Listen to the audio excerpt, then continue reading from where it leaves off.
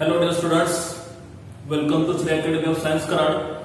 So we are going to study what is electric dipole and what is meant by electric dipole moment, and the topic is our electrostatics. Okay, so in last lecture we have studied what is meant by electrostatics, what is meant by forces between two charges. We have seen what is the electric field. We have seen uniform electric field, non-uniform electric field, Gauss theorem. Okay, so various points we have seen in this electrostatic topic. Now we are going to see the relation between two charges, that is, one is positive charge and other is negative charge.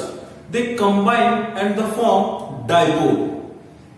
एक single charge आपण consider करत होतो. एका single charge पासून आपण electric field intensity पाहिली.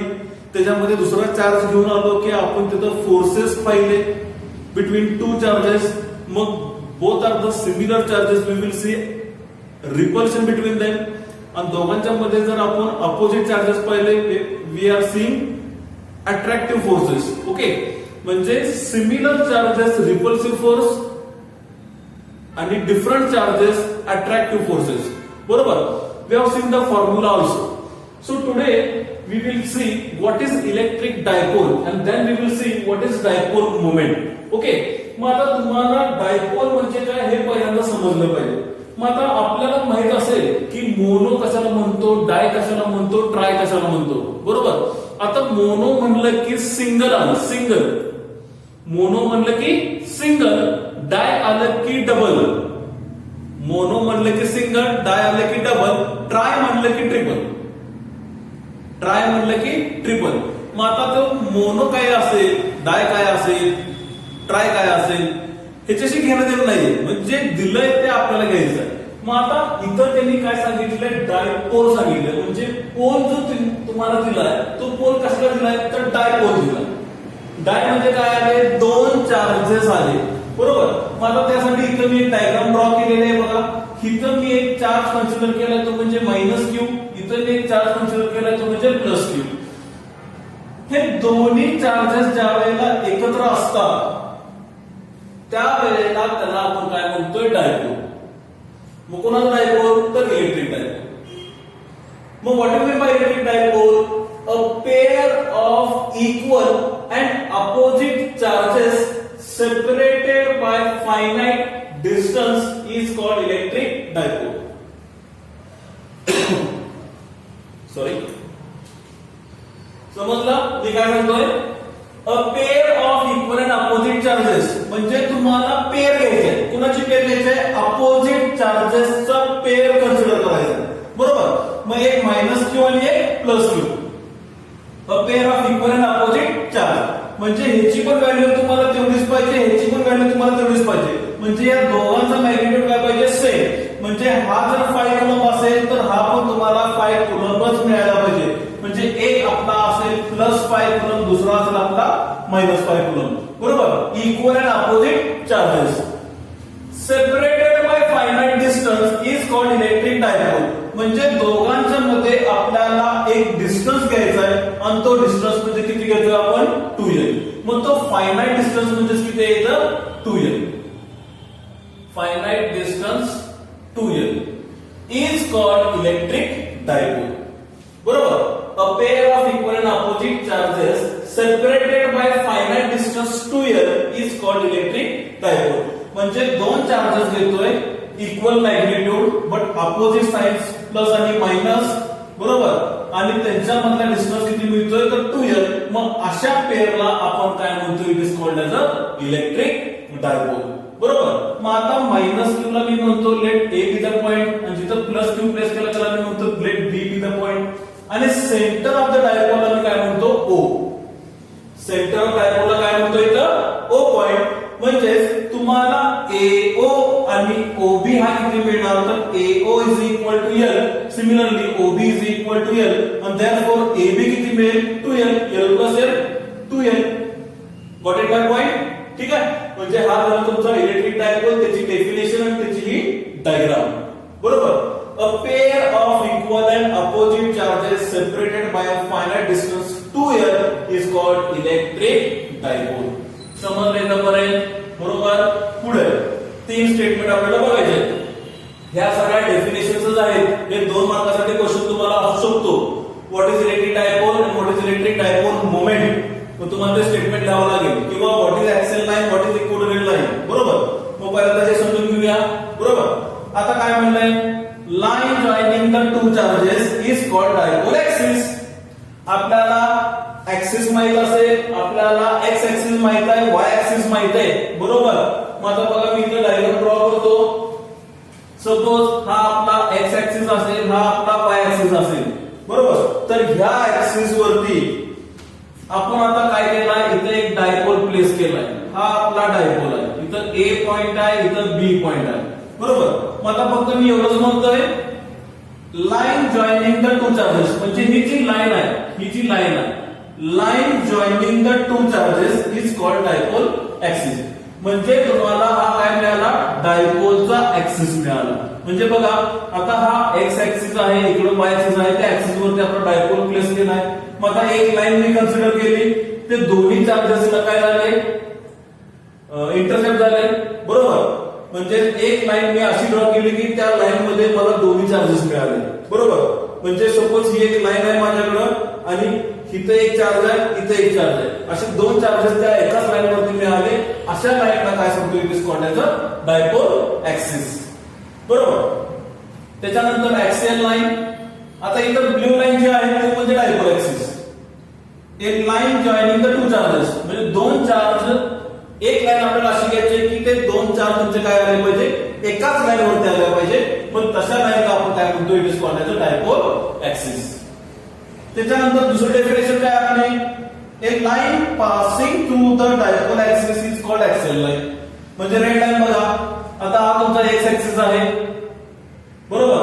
म्हणजे आता हा जो ऍक्सिस आहे तो डायपोल ऍक्सिसला पॅरलल आहे का? म्हणजे जिथं ब्ल्यू लाईन असा दिसतोय तिथंच तुम्हाला एक्स ऍक्सिस पण असा दिसतोय का?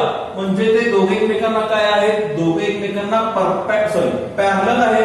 And they are coinciding on each other. म्हणजे एकावरती तो काय करतोय? ओव्हरलॅप करतोय, कोइन्साइड झालाय. म्हणजे ही जर लाईन आपली कशाची आहे? एक्स ऍक्सिस, आणि हा आपला काय? Dipole axis. मग त्याच्यावर काय झाला? हा त्याच्यावर हा ओव्हरलॅप झाला. दोघे एकमेकांना काय? पॅरलल आहे. बरोबर. म्हणजे काय म्हणतोय? A line passing through the dipole axis is called axial line. म्हणजे हा जर आपला डायपोल ऍक्सिस असेल आणि इथून एक एक्स ऍक्सिस म्हणजे ऍक्सिसची लाईन अशी जर येत असेल आणि त्याला ते काय करणार? त्याला ओव्हरलॅप करून ती पुढे निघून जाणार. येते लक्षात? म्हणजे ही अशी ऍक्सिसची लाईन आली, त्या डायपोल मध्ये गेली आणि तिथून ती पुढे निघून गेली. आलं लक्षात? मग त्याला काय म्हणलंय? A line passing through the dipole axis is called axial line. समजलं का? कळालं? म्हणजे अशी एक लाईन जिथं 2 चार्जेसला एकत्र आणतोय, पेअर क्रिएट करतोय, त्याला आपण काय म्हणतोय? Dipole axis. आणि त्या डायपोल ऍक्सिस मधून जर अजून एक दुसरी लाईन जात असेल तर त्याला आपण काय म्हणतोय? Axial line. बरोबर. त्याच्यानंतर इक्विटोरियल लाईन म्हणजे काय? A line passing through center of dipole. म्हणजे डायपोलच्या सेंटर मधून लाईन पास होणार. आणि कशी पास होणार? And perpendicular to axial line is called equatorial line. म्हणजे परपेंडिक्युलर. म्हणजे इथून मी जर एक परपेंडिक्युलर अशी लाईन ड्रॉ केली तर हा इथं मला काय मिळाला? सेंटर पॉइंट म्हणजे ओ पॉइंट. बरोबर. म्हणजे इथून मी जर परपेंडिक्युलर लाईन ड्रॉ केली तर हा मला काय मिळाला? Equatorial line. Equatorial line. A line passing through the centre of dipole and perpendicular to the axial line is called equatorial line. समजलं? स्टेटमेंट समजलं का? बरोबर. एक लाईन मी अशी पास केली अलॉंग द डायपोल ऍक्सिस, त्याला आपण म्हणलं ऍक्सियल लाईन. आणि एक लाईन मी त्याला परपेंडिक्युलर पास केली सेंटर पासून, मग त्याला आपण काय म्हणलं? Equatorial line. ठीक आहे. ऍक्सियल लाईन तुम्हाला असा मिळतोय, इक्वेटोरियल लाईन तुम्हाला असा मिळतोय. म्हणजे हा झाला तुमचा ऍक्सियल लाईन, हा झाला तुमचा इक्वेटोरियल लाईन, परपेंडिक्युलर. बरोबर. These are the 3 definitions for dipole axis, axial line and equatorial line. Next आहे तो म्हणजे electric dipole moment. Electric dipole moment. आता इलेक्ट्रिक डायपोल आपल्याला समजला, मग आता डायपोल मोमेंट काय असेल? What is dipole moment? मग आता डायपोल मोमेंट जर तुम्ही बघत असाल तर पहिल्यांदा डायपोल पर्यंत कन्सिडर करून घेऊया. इथं आपल्याला काय मिळाला? डायपोल मिळाला. A point, B point, minus q plus q. They both are separated by a distance 2l. आणि इथं सेंटरला काय मिळणार? O, की जेणेकरून इथला डिस्टन्स l, इथला डिस्टन्स l. हा झाला इलेक्ट्रिक डायपोल. आता डायपोल मोमेंट, आता डायपोल मोमेंट आपल्याला एक पर्टिक्युलर डायरेक्शन सांगतोय डायपोल मोमेंटची, बरोबर? म्हणजे इथं तुम्हाला तो काय मिळतोय? वेक्टर क्वांटिटी मिळतोय. ठीक आहे. मग आता बघा, it is defined as the product of, काय करायचं आपल्याला? प्रोडक्ट घ्यायचं of magnitude of any one charge. Product तर घ्यायचं आहे, पण काय घ्यायचं तुम्हाला? मॅग्निट्यूड घ्यायचं आहे. काय घ्यायचं मॅग्निट्यूड? तर एनी वन चार्ज, म्हणजे कुठलाही चार्ज घ्या. प्लस क्यू घ्या किंवा मायनस क्यू घ्या. मॅग्निट्यूड असल्यामुळे तुम्हाला काय मिळणार आहे? फक्त क्यूच मिळणार आहे. There will be no any signs, नाहीतर पॉझिटिव्ह नॉर निगेटिव्ह, बरोबर? Any one charge and separated by finite distance is called electric dipole moment. आता सेपरेशन काय आहे दोघांच्या मधला डिस्टन्स? तर तो म्हणजे 2l. म्हणजेच बघा काय मिळालं equation? Dipole moment P is equal to Q into 2l. म्हणजे मॅग्निट्यूड घेतला कुठलाही एक चार्ज, मग तो प्लस असेल किंवा मायनस असेल, त्याचा मॅग्निट्यूड किती येणार? प्लस येणार नेहमी. P is equal to Q into 2l, finite distance 2l. Vector form मध्ये P vector is equal to Q into 2l vector, म्हणजे लेंथ तुम्हाला डायरेक्शन मिळाली. आता direction of dipole moment, length तुम्ही कुठून मेजर केली? A पासून B ला लेंथ मेजर केली का B पासून A ला आलोय? नाही. आपण लेंथ कशी मेजर केली? A पासून B पर्यंत, बरोबर? म्हणजे तुम्हाला लेंथ डायरेक्शन कशी मिळाली? From A to B. म्हणजे तुम्हाला डायपोल मोमेंटची डायरेक्शन मला कशी मिळणार? तर डायपोल मोमेंटची डायरेक्शन पण मला निगेटिव्ह चार्ज पासून पॉझिटिव्ह चार्जला मिळणार.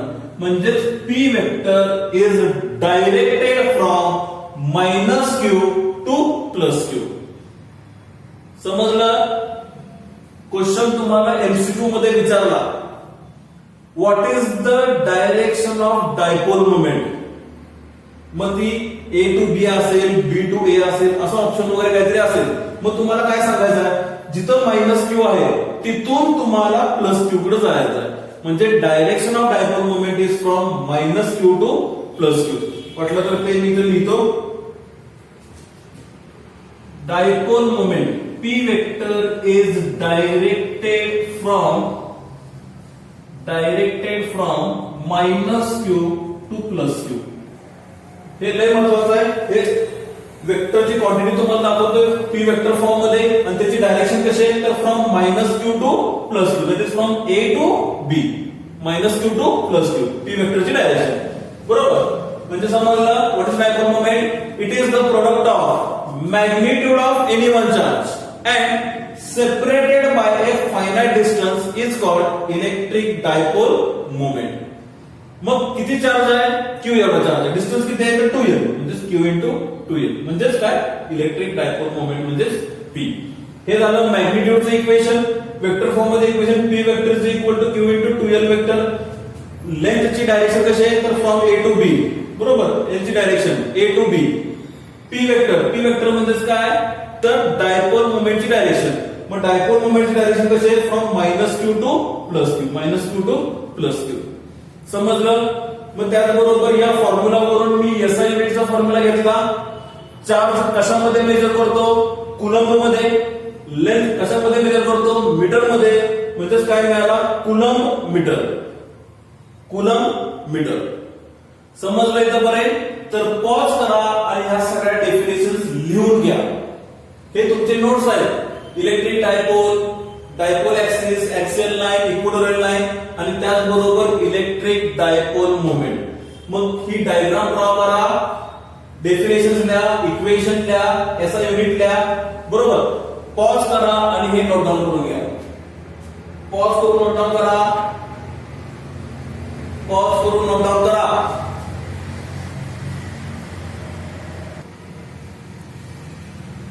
चला नेक्स्ट पॉइंट. काय दिसतं next point? Couple acting on an electric dipole in uniform electric field. म्हणजे काय ऍक्ट होणार आहे इथं? कपल ऍक्ट होणार आहे, बरोबर. कोणावरती? तर इलेक्ट्रिक डायपोल वरती. कुठं? तर इन युनिफॉर्म इलेक्ट्रिक फील्ड. मग आता तुम्हाला एक फिगर दिसते. काय दिसते फिगर मध्ये? तर इथं तुम्हाला रेड लाईन दिसते. ही काय? This is the uniform electric field. ती काय दिली तुम्हाला? एक युनिफॉर्म इलेक्ट्रिक फील्ड. आता सगळ्यांचा मॅग्निट्यूड आणि डायरेक्शन सगळ्यांची सेम आहे, त्यामध्ये काय? Uniform electric field. तुम्हाला डेफिनेशन दिलेले आहे. तर ह्या युनिफॉर्म इलेक्ट्रिक फील्ड मध्ये आपण काय करतोय? आपण डायपोल त्याच्यामध्ये प्लेस करतोय. We are placing an electric dipole. म्हणजे हा एक डायपोल आहे -q प्लस q. तो डायपोल मी काय केला? त्या इलेक्ट्रिक फील्ड मध्ये मी प्लेस केला. कसा प्लेस केला? तर तुम्ही बघाल तर तुम्हाला हा काय दिसतोय? परपेंडिक्युलर, बरोबर. मग आता डायपोल मी अशा पद्धतीने प्लेस केल्यानंतर तर त्या डायपोलला दोन चार्जेस आहेत. एक म्हणजे -q, दुसरा म्हणजे +q. बघा इथं ए पॉइंट आहे, ए पॉइंट वरती -q, बी पॉइंट आहे, बी वरती +q, बरोबर. आणि डायपोलची डायरेक्शन कशी? From A to B. डायपोलची डायरेक्शन कशी? किंवा dipole moment A to B. आणि ए बी मधला डिस्टन्स किती आहे? तर 2l, बरोबर. मग आता एक युनिफॉर्म इलेक्ट्रिक फील्ड कन्सिडर केली आणि त्या युनिफॉर्म इलेक्ट्रिक फील्ड मध्ये डायपोल प्लेस केला. कसा प्लेस केला? तर परपेंडिक्युलर. आता डायपोल फील्ड मध्ये आला.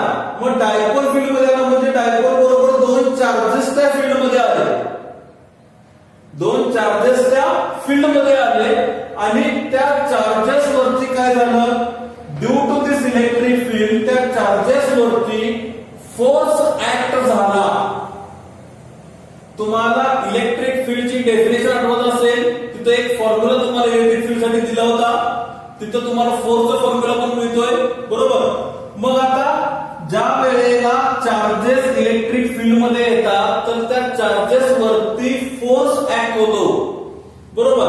म्हणजे इथे एक छोटीशी डायग्राम ड्रॉ करतो. This is the electric field. Electric field मध्ये मी जर पॉझिटिव्ह चार्ज जर त्याच्यामध्ये आणला तर त्याच्यावरती काय होणार? त्याच्यावरती फोर्स ऍक्ट होणार. त्याच्यावरती काय ऍक्ट झाला? फोर्स ऍक्ट झाला. मग आता +q असेल तर फोर्स डायरेक्शन कुठे आहे? इट इज द किंवा force is along the electric field. म्हणजे जिकडं इलेक्ट्रिक फील्ड आहे तिकडंच फोर्स आहे. दोघं कसे आहेत? एकमेकांना पॅरलल आणि दोघांची डायरेक्शन काय आहे? सेम, बरोबर. आणि जर या फील्ड मध्ये मी जर निगेटिव्ह चार्ज मी जर प्लेस केला तर त्याची डायरेक्शन मला कुठं मिळणार? तर त्याच्या बरोबर अपोजिट. म्हणजे ही तुम्हाला डायरेक्शन ऑफ फोर्स मिळेल. म्हणजे +q असेल तर फोर्स कुठे असणार आहे? Along the field.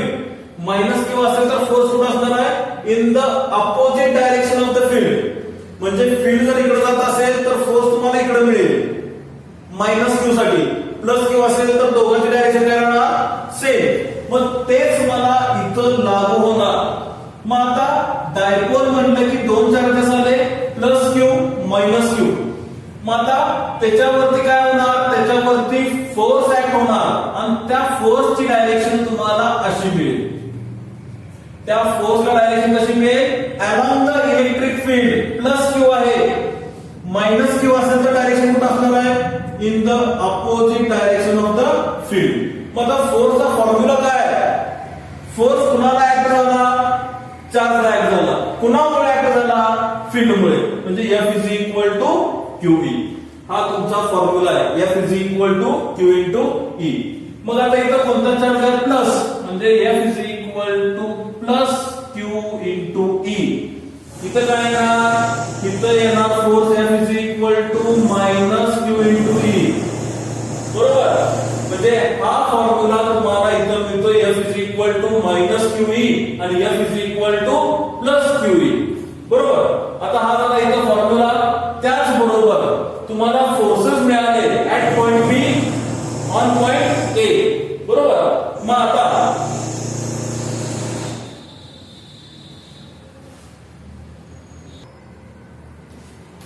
तर इथं आपल्याला दोन फोर्सेस मिळाले. एक म्हणजे -q ला F is equal to minus QE आणि B साठी प्लस Q जिथं होता तिथं F is equal to plus QE. आणि त्याचबरोबर हा काय आहे, डायपोलचा ऍक्सिस आहे. तर तो डायपोल ऍक्सिस काय करतोय, एक अँगल क्रिएट करतोय त्या फील्ड बरोबर, आणि तो अँगल किती आहे, theta. Theta is the angle made by dipole axis with electric field. म्हणजे ज्या वेळेला डायपोल मी परपेंडिक्युलर प्लेस केला तर इथं तुम्हाला फोर्स ऍक्ट झाला, इथं तुम्हाला फोर्स ऍक्ट झाला, आणि त्या फोर्सेसमुळे तुम्हाला हा कसा मिळाला, डायपोल अशा पद्धतीने मिळाला. मग ह्या डायपोलनं काय केलं, ह्या इलेक्ट्रिक फील्ड बरोबर अँगल क्रिएट केला, आणि तो अँगल म्हणजे किती, थीटा. बरोबर. मग मी काय केलं, मी बी पॉइंट पासून एक परपेंडिक्युलर लाईन ड्रॉ केली या ऍक्सिसला, म्हणजे या फोर्सला. म्हणजे इथं मी एपी असा इन्क्रीज करावं लागला. म्हणजे AP is BP is perpendicular to AP. मग आता इथं मी काय केलं, परपेंडिक्युलर लाईन ड्रॉ करून घेतल्यामुळे मला इथं एक ट्रायंगल मला मिळाला, आणि तो ट्रायंगल म्हणजे एपीबी.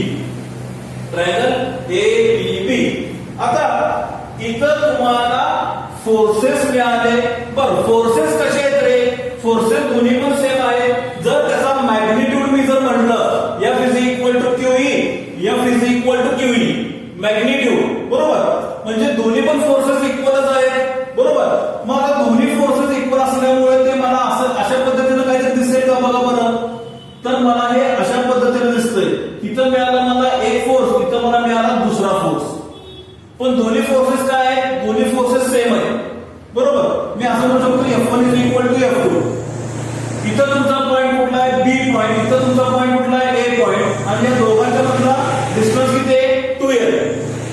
दोघांचा मधला डिस्टन्स किती आहे, 2L. म्हणजे AB is equal to 2L. एक फोर्स मिळाला F1, दुसरा फोर्स मिळाला F2. मग आता मी असं म्हणे, two equal and opposite forces. Forces तर दोन्ही सेम आहेत, पण फोर्सेसची डायरेक्शन कशी आहे, अपोजिट. म्हणजे मी असं म्हणतो, two equal and opposite forces forms a couple. काय फॉर्म होतोय, कपल. मग त्या कपलला काय म्हणतो आपण, moment of couple. Moment of couple किंवा त्याला आपण म्हणतोय टॉर्क. म्हणजे लिनियर फोर्स मी जर अप्लाय केला तर हा स्ट्रेट गेला. सॉरी, आवाज जास्त होतोय. ओके. म्हणजे समजलं का, two equal and opposite forces form a couple. मग त्या कपलला काय म्हणतो आपण, मोमेंट ऑफ कपल, किंवा त्याला आपण काय म्हणतोय, टॉर्क. बरोबर. मग आता टॉर्कचं स्टेटमेंट काय येतंय, torque is nothing but, formula देतो, moment of couple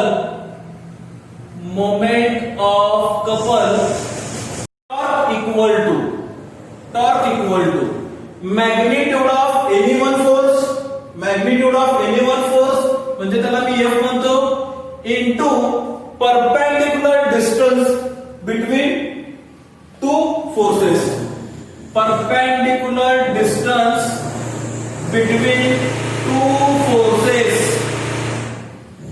perpendicular distance between two forces. मग आता F चा फॉर्म्युला मला माहित आहे, मॅग्निट्यूड घ्यायचा आहे. लक्षात घ्या, F इज इक्वल टू काय येणार, F इज इक्वल टू येणार Q into E. Perpendicular distance between two forces. म्हणजे आता ही डायग्राम तुम्ही इथं बघायची, हा फोर्स, हा परपेंडिक्युलर डिस्टन्स, आणि हा असा. म्हणजे तुम्हाला ही फिगर अशी बघायला मिळेल. बरोबर. इथं तुम्हाला F मिळाला, इथं तुम्हाला F मिळाला. आता इथला पॉइंट किती आहे, P. इथला पॉइंट किती आहे, P. तर या दोन्ही फोर्सेस मधला परपेंडिक्युलर डिस्टन्स तो म्हणजे किती आहे, BP.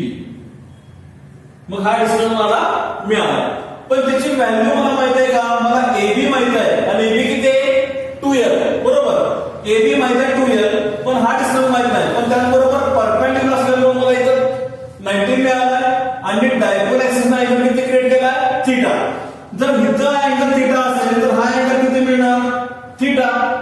सांगता रिझन, करस्पॉन्डिंग अँगल.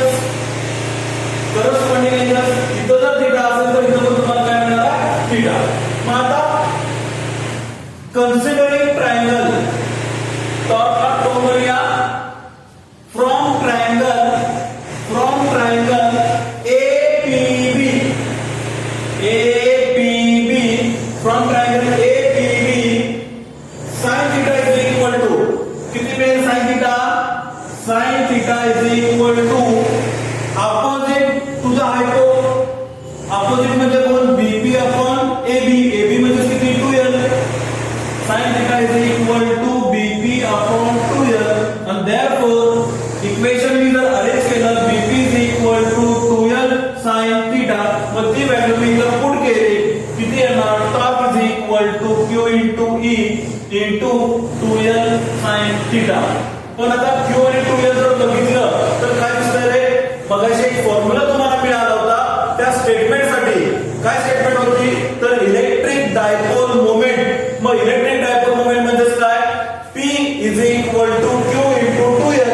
म्हणजे मी तर असं लिहितो torque is equal to P E sin theta. This is our final expression. Torque is equal to P E sin theta. आणि हेच मी जर वेक्टर फॉर्म मध्ये कन्सिडर केलं तर torque vector is equal to P vector cross E vector. म्हणजे तुम्हाला vector फॉर्मचं equation sign product आहे त्यामुळे साइन असला की क्रॉस आणि कॉस आला की येणार डॉट. साइन असेल तर क्रॉस, कॉस असेल तर डॉट. मग आता साइन असल्यामुळे आपल्याला क्रॉस प्रोडक्ट मिळाला. Torque vector is equal to P vector cross E vector. आता हा जर अँगल मी जर इथं बघितला तर बघा आता थीटा किती आहे रे? थीटा म्हणजे आता हा परपेंडिक्युलर आहे. परपेंडिक्युलर म्हणजे किती येणार? 90 डिग्री. मग sin 90 हा किती असतो? sin 90 1 असतो. त्यामुळे टॉर्क इज इक्वल टू किती मिळेल? PE. मॅक्झिमम टॉर्क तुम्हाला कधी मिळणार आहे? ह्या परपेंडिक्युलर असेल त्यावेळेला. मगाशी मी काय सांगतो, जर एखाद्या बॉडीवरती जर फोर्स अप्लाय झाला तर त्या फोर्स मध्ये बॉडी पुढे सरकली, हा झाला लिनियर फोर्स. पण असा फोर्स अप्लाय केल्यानंतर तो जर गोल फिरत असेल तर त्याला आपण म्हणतोय टॉर्क. एखाद्या बॉडीवरती जर फोर्स अप्लाय झाला त्यानं मोशन कन्सिडर केली तर तिथं तो लिनियर मोशन झाला त्यामुळे नुसता फोर्स मिळाला. पण एखाद्या बॉडीवरती जर फोर्स अप्लाय झाला आणि त्या बॉडीला त्यानं रोटेट करायला लावलं तर तो झाला टॉर्क. आणि तो टॉर्क म्हणजे काय म्हणतोय? Moment of couple. What is moment of couple? Two equal and opposite forces. Two equal and opposite forces separated by perpendicular distance is called a torque. बरोबर. मग इथं आता हे डायग्राम आणि हे सगळं लिहून घ्या. बरोबर. पॉज करा आणि नोट डाऊन करून घ्या. पॉज करून नोट डाऊन करा. इथं तुम्हाला फोर्सेस मी सर लिहून देतो बघा.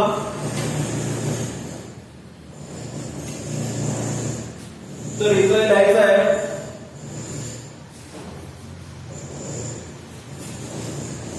The force acting on charge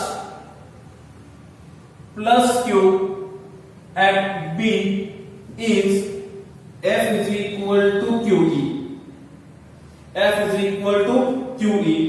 तसंच the force acting on charge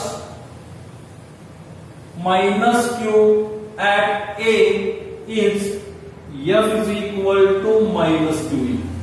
इथं काय येणार? Along the direction of field. Along the direction of field. आणि मायनसला काय येणार? In opposite direction. In opposite direction of field. तर पॉज करून हे नोट डाऊन करून घ्या. पॉज करून हे नोट डाऊन करा. पॉज करा, नोट डाऊन करा. पॉज करून नोट डाऊन करा.